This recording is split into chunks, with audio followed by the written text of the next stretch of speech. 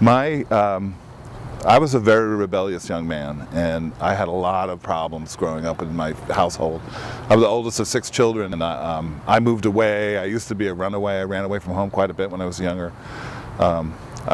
Things were volatile at home. And I moved away permanently when I was 17. And my uncle and aunt were involved in their church in Queens. And so, of course, it was Queens. It wasn't Suffolk County. And there was a priest there who had a ministry for gay boys and their families, and actually it was only gay boys. It wasn't, the women weren't a part of it, you know. And they figured out that something was up with me. I teased my uncle about it. I said, one day he woke up and said, "I think Charlie's a little light in the loafers. Maybe we should do something about this," or whatever. And so they came out to see me and they asked me if I was gay, and I was stunned, but I told them that I was. And they said, would you like us to tell your parents? And I said yes. And they had taken me to a restaurant. It was a Howard Johnson's, I remember. And my uncle left the Howard Johnson's. I stayed there with my aunt and my 2 cousins who were little girls at the time. And my uncle went and told my parents. And he came back and he was ashen. And it did not go well. And my father flipped out. And my mother flipped out, and pretty much my father's going to be 80 soon. He's still flipping out. My mom, things are cool now, but she got over it, but my dad never did. He just is still very, very stressed out about it. My brothers and sisters all are very accepting. I have one brother who's the next brother down, so it's me and then my brother Chris. He's very conservative, so he says he'll stand by me, but he doesn't approve. I love that, you know. I've heard that many times. It's like, well, I love you, but I don't approve of your lifestyle. I said, well, what the hell does lifestyle mean? I hate that word.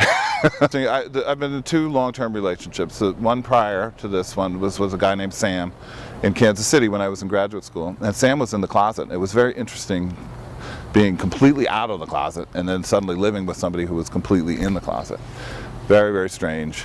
But Sam's theory was that if you know that somebody's gay first, then you have a whole set of preconceptions that you have to break through before they get to know who you are.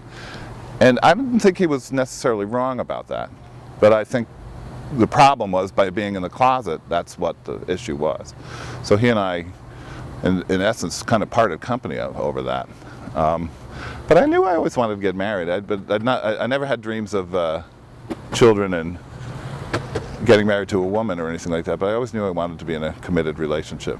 And in the 70s, that wasn't in vogue. Back in those days, you didn't say husband or partner, you said lover. And everybody had many boyfriends, and it was sort of an exuberant time. But Chuck and I met each other online, like many people do now. And within a year we got married, and we had a wedding on a boat out on Knapp Street, and we sailed around Manhattan and had a grand time and had a ceremony out on the bow of the boat. Some people came by and applauded, and other people honked their horns and shook their fists. It was an interesting day in terms of right where we were having the ceremony. And we've been together now, we've been together 8 years. We'll be celebrating our 7th anniversary this July. Yeah, well, it was really a lavish affair, actually. I said, well, if we're going to do this, we're going to do it right, and we're going to do it once. Our entrance song was, what was it? Sandstorm. It was Sandstorm. A techno thing. It's a techno song. And we both entered from one side. Charlie came out of one door, I came out of the other, and we're like, the ceremony's very short. You know, we didn't do what normally is done at a traditional wedding. And me being Jewish, we stepped on the glass, and actually our friend Iris gave us a mezuzah, and the glass and the glass from the mezuzah is inside there. It's really nice. And then the party began. When we met each other, we realized that we valued monogamy, and my parents have been married for 55 years, for better or for worse, and I told him I needed to say it. I really needed to say it in front of everybody, and I think Chuck felt the same way. It's just, that's because that's how our values evolved, I guess.